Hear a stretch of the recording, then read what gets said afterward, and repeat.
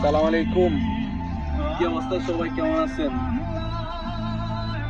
আসলে বলার মতো কি বলবো, যে এরকম একটা ভাষা নেই। ঠিক আছে ভাই, এই যে আমার মাতৃভূমির মানুষ তো ভালো নয় ভাই। এই যে মানুষের আসলে এখন মনে হয়েছে যে পৃথিবীর ভিতরে যদি কোনো মানুষের যদি মানুষের যদি দাম না থাকে, ওইরকম কোনো দেশ থাকে, ওটার ভিতরে আমার বাংলাদেশে আছে। মানুষের কোনো দাম নাই। কি একটা অবস্থা! এই যে আমার আমার মনে হয় যে কেন 1971 সালে এই যে 30 লক্ষ মানুষের রক্তের বিনিময়, 2 লক্ষ মা বোনের ইজ্জতের বিনিময়ে দেশটা স্বাধীন করা হয়েছে, এগুলো দেখার লাগা। আসলে যখন আমরা প্রবাসীরা আছি এখানে, আমরা যারা প্রবাসীরা আছি তারা তো আসলে বুঝি যে সবাই ব্যস্ত থাকি।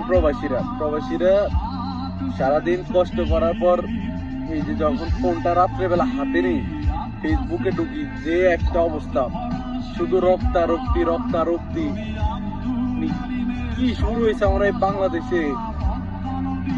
আমার এই যে আমি তো বলছি যে যদি পৃথিবীতে যদি কোনো দেশ থাকে যে মানুষের কোনো দাম নাই, কোনো মানুষের কোনো দামে নাই, এটা হচ্ছে আমরা একমাত্র বাংলাদেশ।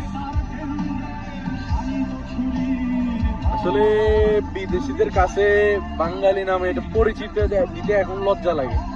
যে একটা অবস্থা, প্রত্যেকটা এই যে আরবিয়ান আসলে দিকে তোদের দেশে কি হয়েছে, এত রক্তারক্তি, এত মারামারি কেন হইতেছে।